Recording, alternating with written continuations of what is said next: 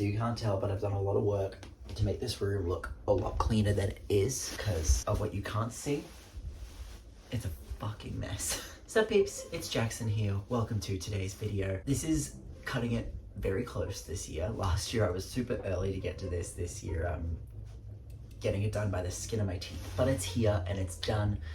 And this is my 2024 favorites video. What a year, man. A lot of stuff happened this year. Not just for me personally, but for like events in the world. It's kind of been insane. But basically, if you have no idea what this video even is, since 2020 I've been making videos every year talking about my favorite music, movies, games, TV shows, all that jazz, and just sort of sharing it with you guys and seeing what your guys' favorites were, what we vibed with, what we didn't. And this year especially, we will be talking a lot more about what I didn't vibe with. But yes, this is it, and I'm very, very excited this year. I have a very extensive list of things to talk about, so I hope you are ready for a bit of a longer video, although you should be used to them by now. Speaking of longer videos, I will give you guys a couple quick updates on future videos before we begin. So the USA trip videos are still coming out. I just finished editing part 4, which is when we're on the Disney parks and when we hit up the first one, and just the first park is 40 minutes alone, so I might have to do 3 separate videos for the 3 separate parks, which is really frustrating. I didn't want to do that. I wanted to try and combine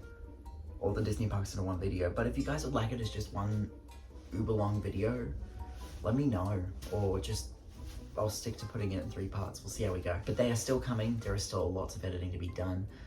I missed that trip so much. Clearly. And besides the US videos, there might be a bit of a lack in videos in the beginning of next year in general, because, exciting news, I am officially moving. So I'm moving to Brisbane officially in February. So I might make another little vlog when I start packing stuff and for the move and everything. But I'm very, very excited. I'm nervous as hell, but I'm excited. But that's just updates on future videos for now. So with that out of the way, get the notepad and let us get started. So surprisingly, the longest list I have this year is for games. So we have a lot to discuss there, but we're gonna start with movies. I'm gonna start with ones I had seen and then new ones that came out this year. So first up on the list, this made it into my favorites by the skin of its teeth. It almost ended up in the we need to talk about section, is Mean Girls. And by that, I mean the movie based on the musical. At first, when I first watched it, I thought it was fantastic. Yes, I had issues with it, but I did think it was still very well done. Watching it again in hindsight recently, I'm like, yeah, there's a lot more things that could have been done a lot better here, but I still think it's a very, very solid movie, so it's in the movies list. So this is not a remake of the 2004 film. If you stop looking at it that way, you might enjoy it a bit more, but this is a movie that sort of embraces the spirit of the original, but also incorporating the musical into it. Does that make sense? I feel like it makes sense. But obviously, the big 3 like carriers of the movie are Ali Cravalho, Avantika, and Renee Rapp. Oh, Renee Rapp, the woman that you are. See, I enjoyed it for what it was. Do I think there are things in it that can be improved? Absolutely. But I still think it's a very, very solid movie musical. And I had a lot of fun with my friends watching it when it first came out in cinemas. We went up in all pink. I mean, we're all musical theater nerds, so like, obviously we were gonna have a blast with it. That is on my list. It's on Paramount Plus in Australia, I think, if you want to watch it, or you can like rent it or buy it on iTunes. Check it out if you want to. Next one is Grounded 2, the making of The Last of Us Part 2. So The Last of Us is one of my favorite video games of all time. Back when it came out, I was obsessed with it as a 13-year-old boy, which is saying something because it's an R18 game. But then The Last of Us Part 2 came out, and you guys know from the playthrough on my channel that I really, really loved it. It affected me emotionally. I replayed it this year when the remaster came out. We'll be talking about that when we get to games. For the first game, they made a documentary called Grounded, the making of The Last of Us. And so they made a second one for the release of the second game, which I was hoping they would do, because there was so much that happened during the making and release of that game. Ugh, traumatizing. That was a traumatizing time to live on Twitter. So this is a documentary showing the behind the scenes at Naughty Dog making the second game, all of the drama that came after it leaked, the issues that COVID had on working on the game, and also going in depth to the story and the characters and showing behind the scenes of the motion capture and everything. I really enjoy seeing these documentaries. I'd also highly recommend watching the first one as well, Grounded. Also Raising Kratos, which is a documentary about the making of the 2018 God of War. It's also very, very good. These are all up on YouTube, by the way, so they're completely free to watch. So highly recommend checking them out if you get a chance, but this one especially got me emotional just because I love this game so much. and also just because of the effect that a lot of these events had on the developers and the actors. People suck. Enough said. Highly recommend checking it out. It's also, if you have the remaster of Last of Us Part 2, it's available to watch through there as well, but it's also just on YouTube, so completely free. Please check it out. I highly recommend it. Now, my top 2 movies of the year. You may be surprised where these land.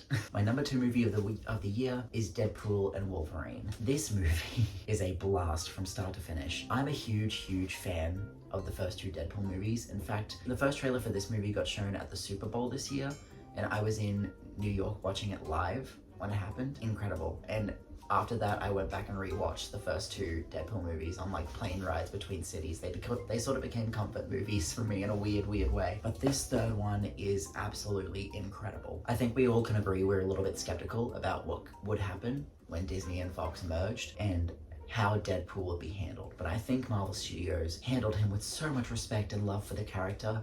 They just let him be.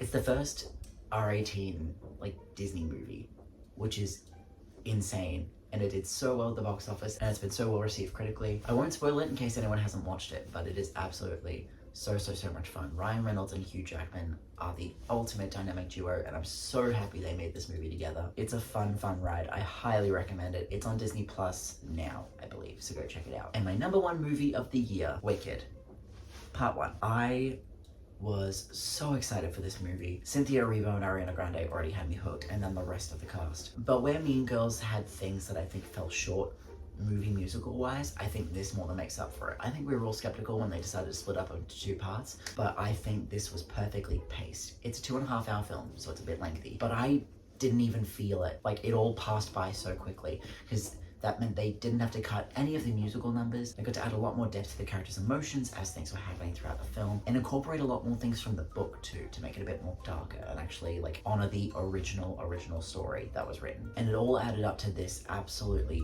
beautifully well done film. Like, cinematography, direction, choreography, incredible. And vocals too. Just, I can't get enough of this, but it is so good. I'm so happy this movie turned out as well as it did. I'm so happy it's being received as well as it is. I'm just in love with it. I can't recommend Wicked Part 1 enough. Part 2 is coming out next year, and I cannot wait. I've seen it twice in cinemas already. And it's the 31st today as this is going up. So I believe it's on streaming or available on digital today. So go check it out. It's so good. My absolute favorite movie of the year. I'm so happy with it. So our next topic of discussion is TV. First up is Wizards Beyond Waverly Place. For those of you who don't know, I'm a huge Wizards of Waverly Place fan. It's like my favorite Disney Channel show of all time. It's so good. So when I heard they were making a reboot, I was skeptical. But then I watched it. I'm halfway through it, and it's so good and so faithful to the original while telling a completely new story, and it continues that sort of overarching narrative that they had in the original series. I'm really liking it so far. I'm really keen to continue watching it. It's on Disney Plus. If you haven't seen it yet, please do so. Especially if you're a fan of the original series, it has my whole heart. I'm so happy they did it so faithfully. Next one is not new for this year, but it's new for me. Season 1 of The Sex Lives of College Girls. Scarlett got me to watch this when I was in my Renee wrap-up session, and I really love it. It's comedic, it's chaotic. I think the cast is incredible. They all have great chemistry. A really amazing exploration of both sexual identity and also sexuality. But it's hilarious, it's heartfelt, it's dramatic, it's chaotic, it's fun. Very much recommend. I believe it's on Binge, and I believe season 3 just came out. So I've got a bit of catching up to do. Scarlett's been trying to get me to watch more, and I'm just not ready to yet. I've got other things on my plate. Next up is season 2 of Heartbreak High. For those of you who don't know, I really enjoyed season 1 of Heartbreak High. This one I loved so much. It added a lot more stakes to things. Whereas things last season, there was pretty low stakes, so when things got as chaotic as it did, I was like, this is a bit much, no? But this felt so much better. This was a lot of fun, but also scary at times. And also exploring more of the characters' sexualities. I just love seeing queer representation. And also, I love Malachi. I would die for him. I really hope he comes back in season 3. But yeah, that is on Netflix. Highly recommend if you haven't checked it out already. Next up is season 7 of Rick and Morty. Now, this is the first season without Justin Roiland voicing Rick and Morty, which I was skeptical about. But I think the voice actors they got do such an incredible job that like a couple episodes you don't even notice anymore. They are so very good at their roles. And this season as well, I think was just a lot of fun. It felt a bit like a return to form almost. And I'm really excited for the next season. I know it's coming sometime soon. They like to take their time. So highly recommend season 7. Check out all the seasons if you haven't already. It's one of my favorite shows ever. My top 2 shows. Next up is season 3 of Heartstopper. You guys know I love Heartstopper, the books and the show, with all of my being, and this season might be my favorite yet. It so faithfully captures volume 4 and little bits of volume 5 in its essence. Like, volume 4 is an affecting one for me to read because it affects me like so personally, and it goes into some very dark mental health territory. But I think this season of the show handled translating that to television so beautifully and so delicately. Episode 4 might be one of my favorite episodes of TV of all time. I'm so happy they were so faithful to the book. They didn't mince their words or anything. I sobbed watching this, but it's so brilliant. I love this show. I really hope it gets a season 4 because I need to see the conclusion of the story. I know Alice has said that volume 6 is coming before season 4, so she can wrap it all up neatly. Really love this show. Please check out all 3 seasons on Netflix if you haven't already. And my favorite show of the year, Agatha All Along. I love this show so much. Catherine Hahn is an absolute treasure. Joe Locke is my boy. The entire cast absolutely killed it. The story, every episode had me completely hooked. I'm not gonna spoil absolutely anything. It's genuinely one of the best TV shows Marvel has made so far. Like, I think it's my favorite so far, which is saying something because Loki is brilliant. So this was absolutely incredible. I'm such a fan. Please check it out on Disney Plus if you haven't already. It's so good. That's all I have to say. Now we are going to go on to games. We have a lot to discuss. First things first, I really want to give a quick shout out to this masterpiece of a game, Batman Arkham Knight. I replayed it earlier this year because I was making my way again through the Arkham trilogy because it's one of my favorite games of all time. And holy crap, this game holds up. Like, it's my favorite in the trilogy. Arkham City is a very close second, but this game holds the fuck up. Like, it looks on par with, if not better than, some of the games being released today, which is insane for a game that came out 9 years ago now. Please play it if you haven't already. It's in the PlayStation Plus collection, so if you're a PlayStation Plus subscriber, I believe this is free. So please play it. It's so good. Anyways, now on to new stuff for me. First up is The Last of Us Part 2 Remastered. This was in my most anticipated last year. I know some people were very skeptical about the remaster, but I wanted to replay this game anyway, so I did this year, and it's actually fantastic. The amount of upgrades they were able to make to this, make it 60 frames, and run just so much smoother is so good. And also, the no return mode is ridiculously fun. I've been playing a ton of it the last couple days. It is so much fun, and it gives you so many unlockables and skins. If you haven't played The Last of Us Part 2 and you have a PS5, get the remaster. I think it's really worth it, especially if you already own the original game. It's only a $10 upgrade, so highly recommend. Next up is the Stanley Parable Ultra Deluxe. So I'm already a huge fan of the Stanley Parable. It's one of my favorite games ever, and this is the upgraded version released for consoles because they never released it on console before. And they said they added like a bunch of new content. I underestimated how much. There is so much new stuff here. It is ridiculously fun and unendingly hilarious. Like, it's one of the funniest games I've ever played. If you haven't played the Stanley Parable before, I highly recommend you do so and get the Ultra Deluxe version because it gives you absolutely everything. Next up is a game that came out of nowhere for me this year and became immediately one of my favorite games I've ever played. Astro's Playroom. So this is a game that came pre-installed for free on your PS5 at launch. And as far as I was aware, it was just like a tech demo for the DualSense controller. Little did I know, when I finally played it in May, that hidden inside this tech demo is a full-on platformer that's like fully realized, has so many collectibles. Like, this game is incredible. It's one of the best use cases for the DualSense and all its new features that I've ever seen. Its gameplay is super refined. There are so many collectibles, and it's also just like a massive love letter to PlayStation history. And as a PlayStation fanboy, like, it was the console I grew up with. That meant everything. Like, collecting different consoles and accessories that I've had over the years. Seeing the Buzz controller when I got that made me lose my shit.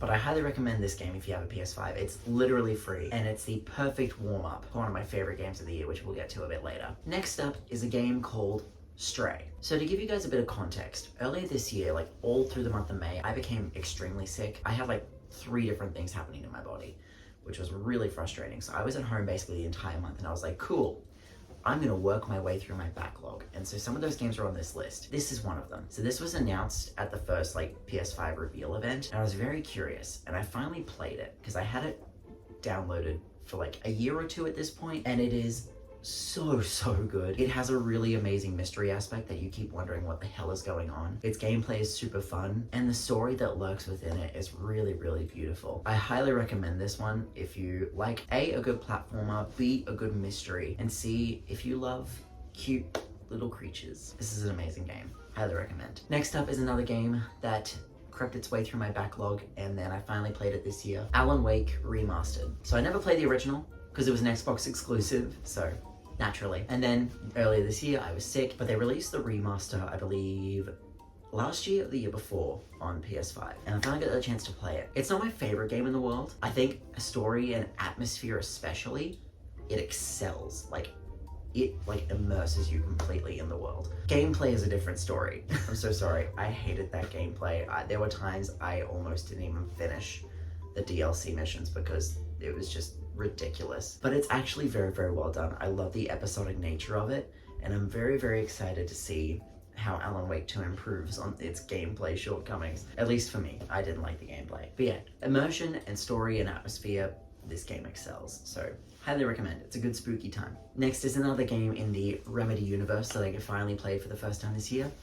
Control. This has easily become one of my favorite games I've ever played. You go into this story knowing absolutely nothing, and from there the mystery just keeps evolving and you keep wanting to know more, and the gameplay is incredible. All the different abilities and the gunplay, it's just a really fucking good time. This game is right up my alley and I absolutely loved it. Highly recommend it if you haven't checked it out already. I'm very keen to hear they're making a second one, so I'm very excited to see where that goes. Next up is a game called It Takes Two. Now I wanted to check this out, especially after a couple of years ago when it won Game of the Year, but I didn't really have anyone to play it with. But my friend Jesse and I finally played online co-op through this game this year, and it is ridiculously good.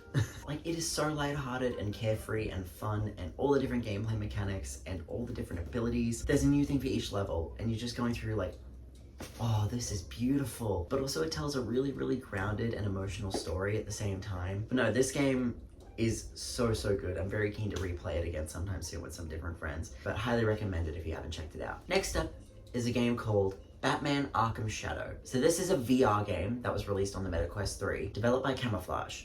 And I think we were all skeptical, a Batman Arkham VR game and not by Rocksteady or WB Montreal, although after Suicide Squad I wouldn't blame WB for never putting anything Warner Brothers or DC into the harms of Rocksteady ever again. We'll talk about that later. But this game is actually incredible. I watched through a playthrough of it. Batman Arkham Videos is one of my favorite YouTube channels, and they did a full playthrough of this game. So every afternoon I came home from work, I put my headphones on, I watched it, and I sat down with my popcorn and just watched. And it is so good, one of the best VR games I've ever seen. And it is basically a sequel to Arkham Origins. So they got Roger Craig Smith back to voice Batman, Troy Baker's back to voice Two-Face, Tara Strong is back to voice Harley Quinn. It is genuinely fantastic how they were able to translate the mystery and the gameplay, especially the combat, into VR. It's so well done, and my huge props to Camouflage for absolutely nailing it. I'm super happy with that game. If you have a MetaQuest 3, check it out. I believe if you buy a new MetaQuest 3 now, the game comes with it, but highly recommend checking it out. I'm very happy with this game. Next up is a game called Fear the Spotlight. As you guys know from my Summer Games Fest video, I was super excited for this game. It's the first of Blumhouse Games' releases, and it is so good. I played it on release day, which is a couple days before Halloween, and it's so good. The pixelated art style, reminiscent of those early PS1 graphics, is so nostalgic, but also it's terrifying in the best way possible. It's so atmospheric and haunting and beautiful and nerdy and queer. I'm a very big fan of this game. Highly recommend it if you haven't played it already. And lastly, my game of the year, which should be no surprise to any of you, Astrobot. And yes, as this is going, you will hear the sounds from my DualSense speaker. So I was already a huge fan of Astro's Playroom, and then next thing you know, they announced at the State of Play that they're making Astrobot, and it released the day before my birthday.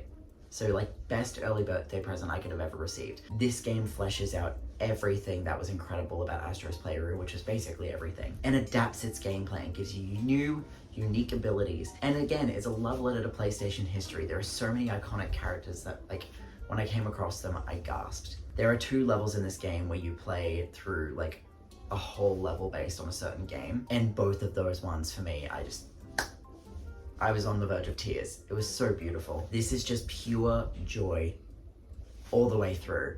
And I had such a blast. I'm in the middle of replaying it at the moment, actually. So this is without a doubt my game of the year, and I'm so happy it won the Game of the Year award at the Game Awards this year. I didn't think it had a chance, but when it happened, I literally screamed, yes! And I ran around the house twice. I'm so happy for the devs and for this game, and I really hope we get to see more from Team Asobi. They are so good at what they do, especially for such a small team. Highly recommend this, without a doubt.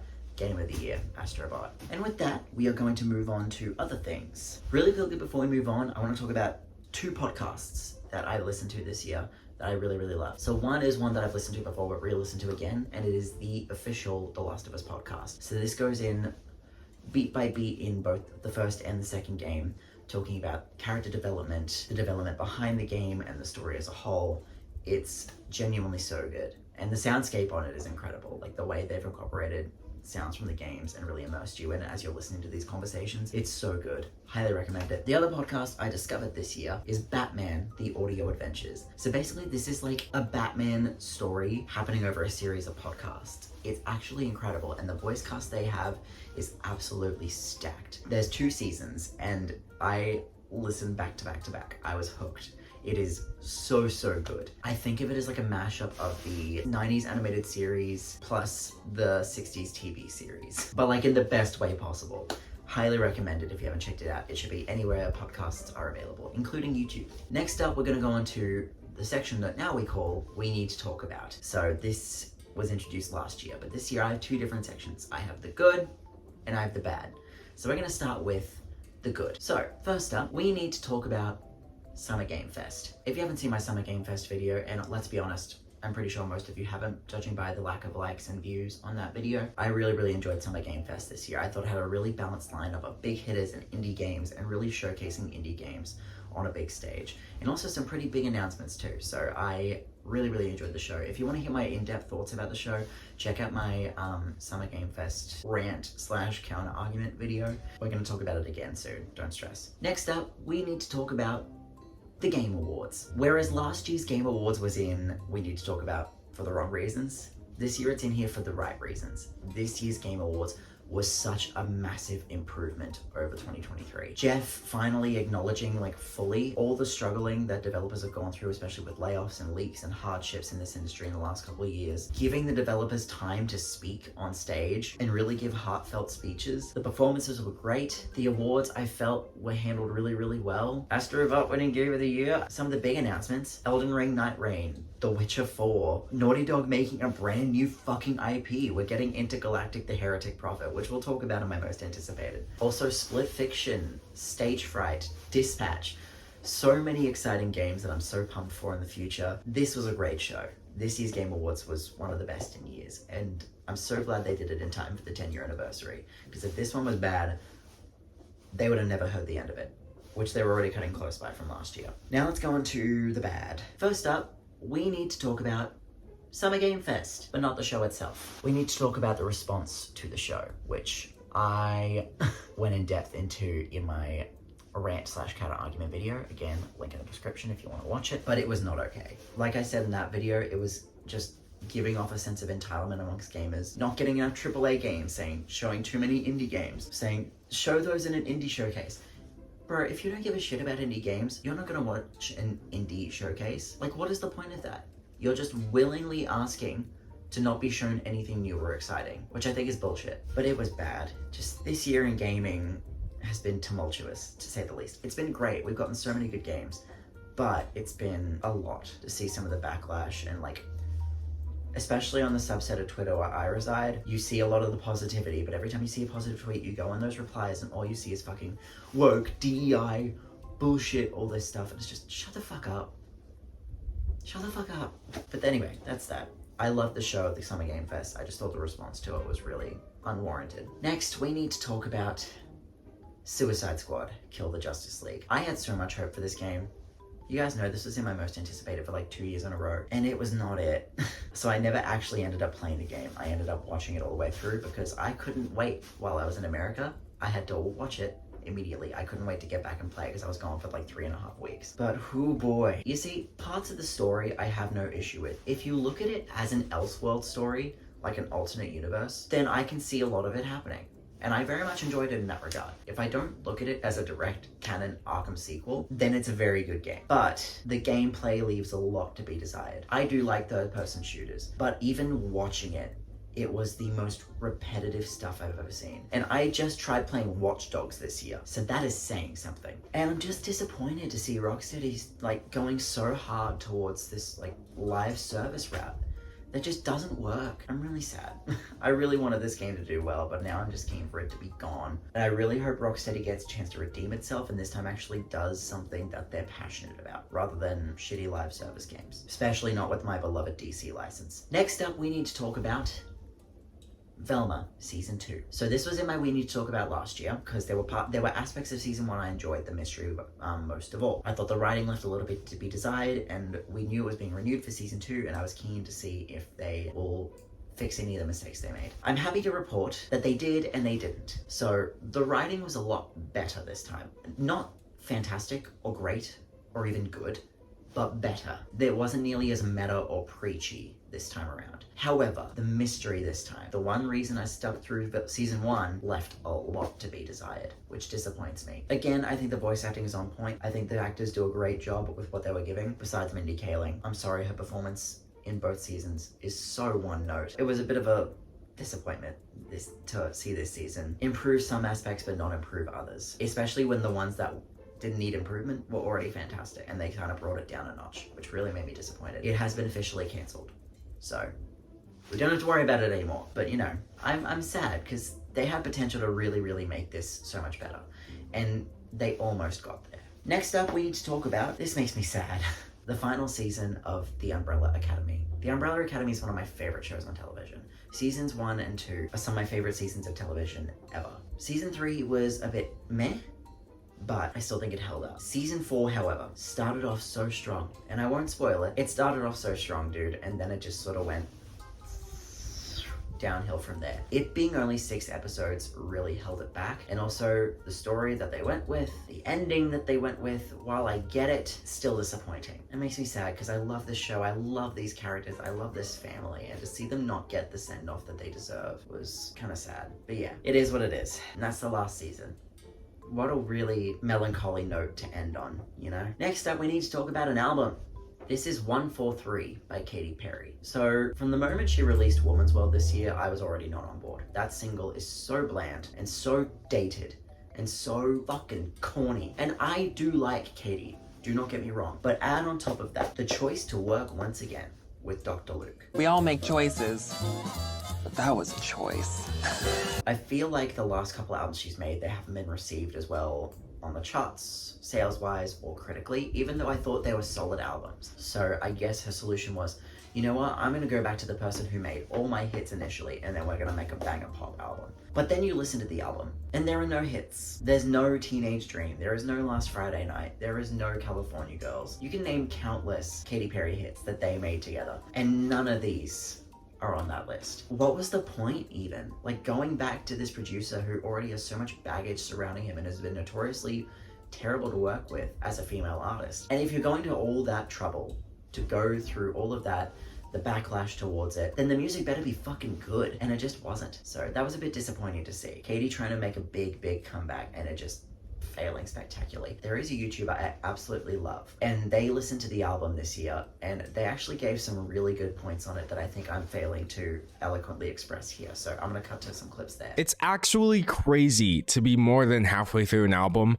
and feel like I haven't heard a single original lyric, thought, instrumental, concept, vibe, anything. Like, she could have released this or not released this and nothing would have changed. I completely believe that you can release music that is not that serious while still saying something about yourself or your artistic sensibilities, etc. I don't think music has to be that deep. But dear God, shouldn't I at least believe that the person making the music loves it, regardless of how silly or serious it may be? I feel like there's such a thin line between talking about artwork and like mocking someone who's trying to be earnest. But I truly don't believe Katy Perry was trying to be earnest on this album. That's my official verdict. This doesn't sound real to me. Do you know, does that make sense? This sounds like and I've seen this criticism a lot. This is not my original idea. This sounds like a fictional album made for a fictional pop star in a movie or something. I don't feel like I'm hearing a real person. I don't feel like this came from a single source. Genuinely, it's such an unpleasant experience to listen to because you feel like if any of the songs came on by themselves in a playlist, you might even be like, oh yeah, that was cool, whatever, add. But when you listen to them back to back to back to back and you hear how formulaic and cliche all of them are, it just feels so apparent that like it's a product. So this is a product. And yes, all music is a product. But part of the reason I'm so obsessed with pop music is I like seeing how people kind of blur the line between art and commercialism. But when all the tracks on your album sound like they are from commercials, I don't think the line has been blurred so much as completely trampled, stamped out, etc. So even though 143 by Katy Perry is not terrible by any means, I do think it's a very bad album. Like, a bunch of people working together to make something sound passable doesn't equal good music in my mind. And some of the tracks just straight up sounded bad. So I don't know what's going on there. The track listing makes no sense. Then you transition into like 3 boring trap singles and then you dump all the club singles back to back. Well, no, because they're broken up by All the Love. So it's like, what? And if I think 1.5 songs are okay on an album, that's really not great overall. So yeah. And lastly, we need to talk about the fucking United States election. What the fuck, America? Jesus Christ. We were so close to finally having a female president, to finally having our second black president, to finally having an Asian American president. And y'all couldn't even do that. Y'all voted for the white man who almost destroyed this country 4 years ago. The man who let 250,000 Americans die during a global pandemic because he didn't take it seriously and kept echoing fucking conservative cable news. What the actual fuck, America? Watching all that go down on election day was very, very rough for me. As a queer person, I made a lot of friends while I was in America earlier this year. And as I was watching it happen, with most of those friends being queer, I was watching going like, oh God, I hope they're okay. And I was checking in with them constantly. And I really worry for the future. I don't think a lot of Americans realize how much of an impact US politics has over politics around the rest of the world, especially here in Australia. There are already political parties here that are adopting a very similar, dangerous, conservative rhetoric to Trump, and it's terrifying. Like, we ourselves in Queensland just had to vote once again on abortion rights this year. That's how bad it is. So I really, really worry for the future. There's a part of me that wants to have hope, like maybe he'll do better this time, but we all know what his plan is. We all read Project 2025. We've all seen the cabinet that he's been assembling. It's not looking good. So if you're in America, please stay safe, look after each other, and best of luck.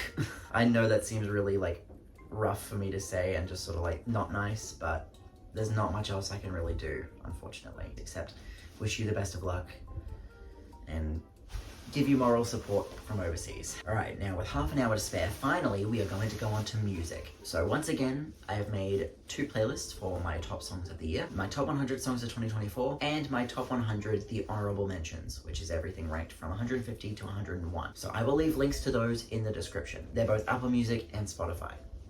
Pick your poison. But here are my favorite songs ranked from 100 to 21. Roll it now.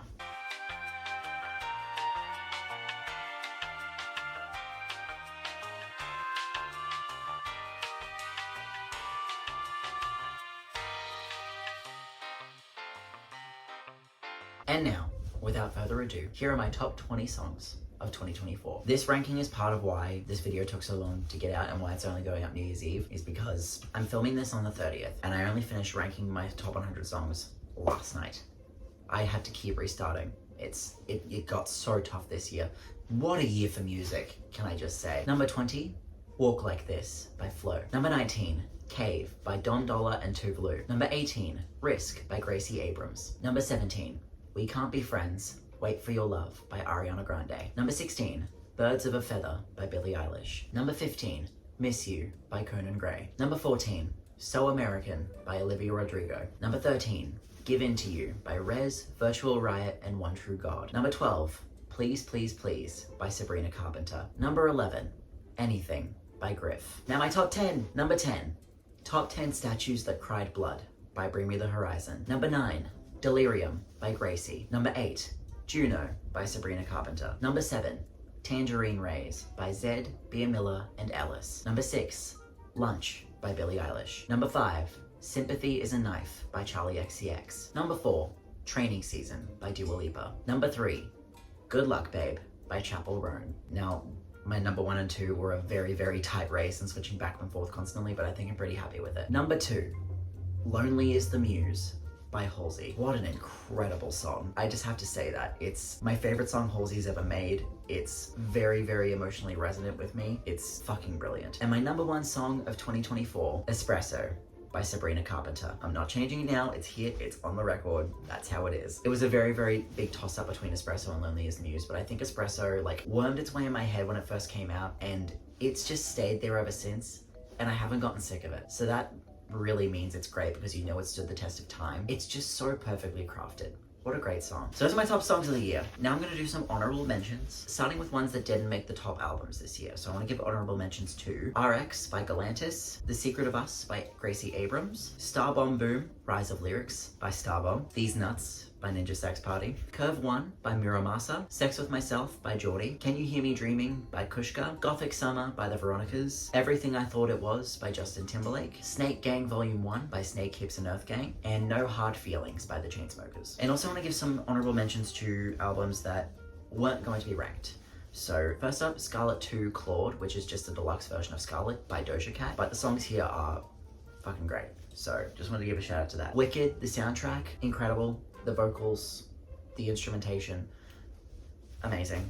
Also Brat, and it's completely different, but also still Brat, which is the remix album of Brat by Charlie XCX. And I thought they twisted a lot of these songs in really interesting ways. I agree with Charlie a lot about the sentiment that music isn't one thing always. It can be, but it can also become multiple different things. And I think this remix album was a great example of that. And last one I want to give a big shout out to The Rise and Fall of a Midwest Princess by Chappell Roan. I think we all fell in love with this album this year, but I didn't include it in my ranking because it was technically released in 2023.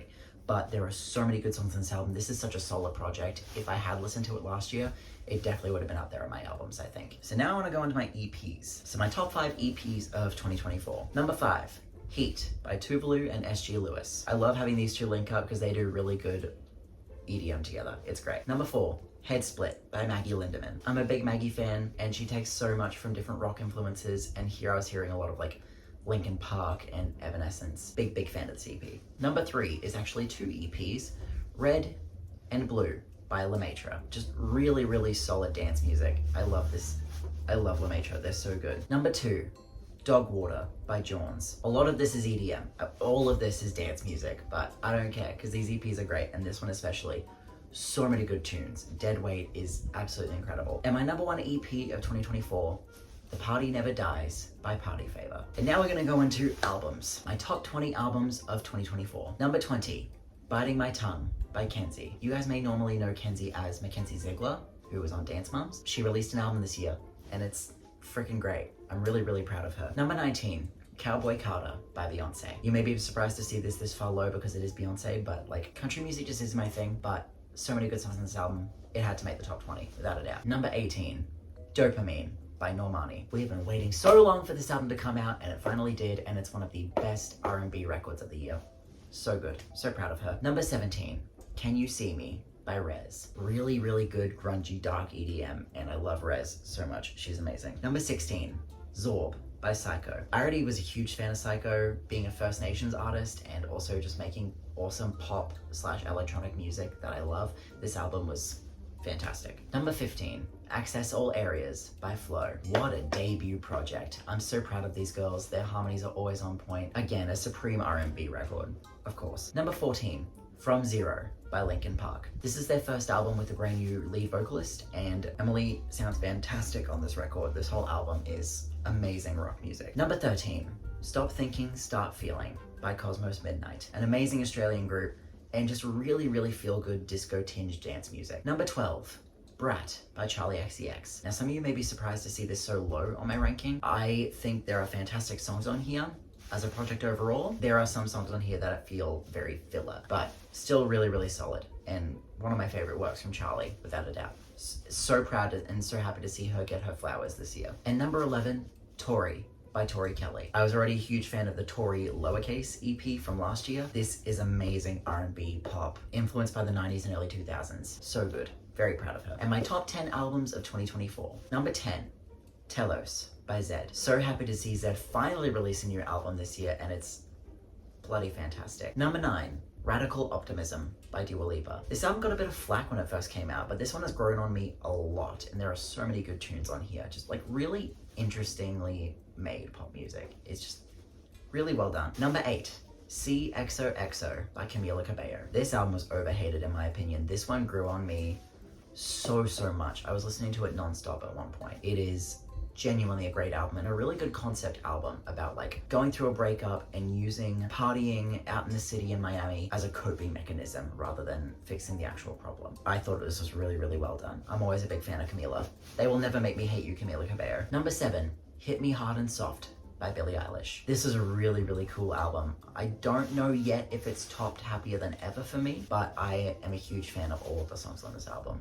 I'm really keen to hear these songs live in February. I'm super pumped. Number 6, The Tortured Poets Department, The Anthology by Taylor Swift. Again, you may be surprised to see this lower on my ranking because it's Taylor, but there were just other albums this year that I felt were way stronger. Although, I will say, I do love this album. This sort of marries the lyricism that I love from Folklore and the production that I love on Midnights together, and I'm a big fan of it. There are some really good tunes on here. Number 5, Found Heaven by Conan Gray. Such a solid, sonically cohesive body of work, taking inspiration from the 80s clearly and channeling it in different ways, like 80s rock, 80s pop, 80s dance, 80s disco, 80s power ballads, you know? I'm so proud of Conan. I'm so surprised this album didn't get as much fanfare as it should, because it's genuinely fantastic. It's such a solid and amazing body of work.